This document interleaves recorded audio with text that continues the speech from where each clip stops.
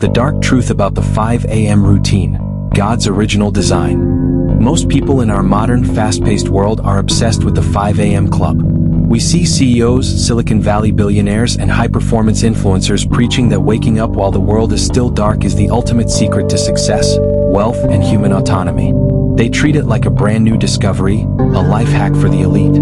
But what if I told you the 5 a.m. routine wasn't invented by a productivity guru or a corporate mastermind? What if this entire system was established by God as an original blueprint for the human soul, only for modern ambition to completely hijack and remix it into something unrecognizable? Today we are uncovering the historical, archaeological, and biblical proof of God's original morning design.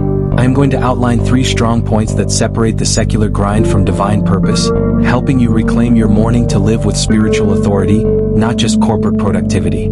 Our foundation for this journey is Psalm 5 verse 3, which says, "In the morning, Lord, you hear my voice. In the morning I lay my requests before you and wait expectantly." The first point we must address is the deviation between the human remix of hustle culture and the divine blueprint of communion. The modern 5 a.m. wake-up is almost entirely focused on self-optimization, career advancement, and building a name for oneself. It is a pursuit of total autonomy, the idea that if I work harder and earlier than my neighbor, I can control my destiny. However, Scripture warns us about the fruit of this human-driven hustle. In Ecclesiastes 2 verses 22 to 23, it says, "What do people get for all the toil and anxious striving with which they labor under the sun? All their days their work is grief and pain. Even at night their minds do not rest." This describes the dark truth of the secular routine. It leads to a mind that cannot find peace because it is fueled by anxiety. Contrast this with the original design found in Mark 1 verse 35.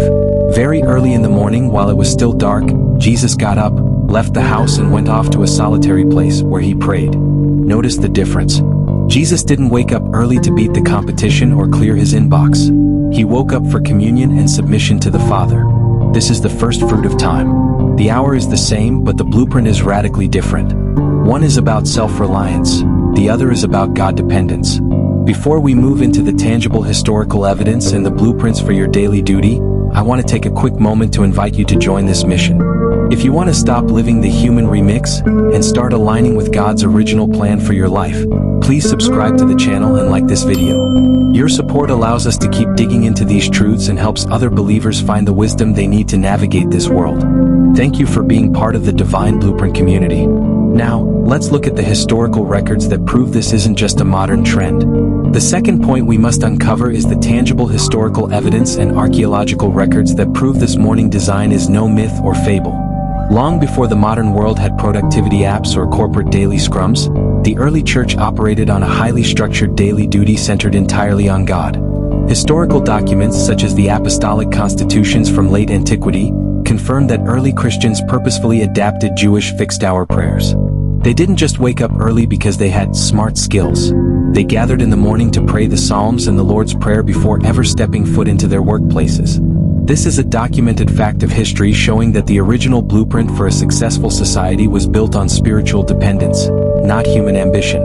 We see this reinforced in Psalm 63 verse 1, where the psalmist cries out, "O God, thou art my God, early will I seek thee, my soul thirsteth for thee." This historical record serves as an apologetic anchor for us today. It tells every believer sitting in a computer lab, a skyscraper, or a boardroom that your faith is more than just a feeling. It is a historically proven system of living that the world has tried to copy and rename as hustle culture. Our third and final point is the reclamation of your individual blueprint.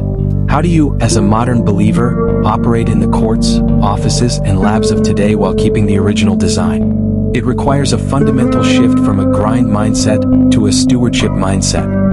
The dark truth about the secular 5 a.m. routine is that it treats you like an animal in a race, constantly chasing a carrot that moves further away.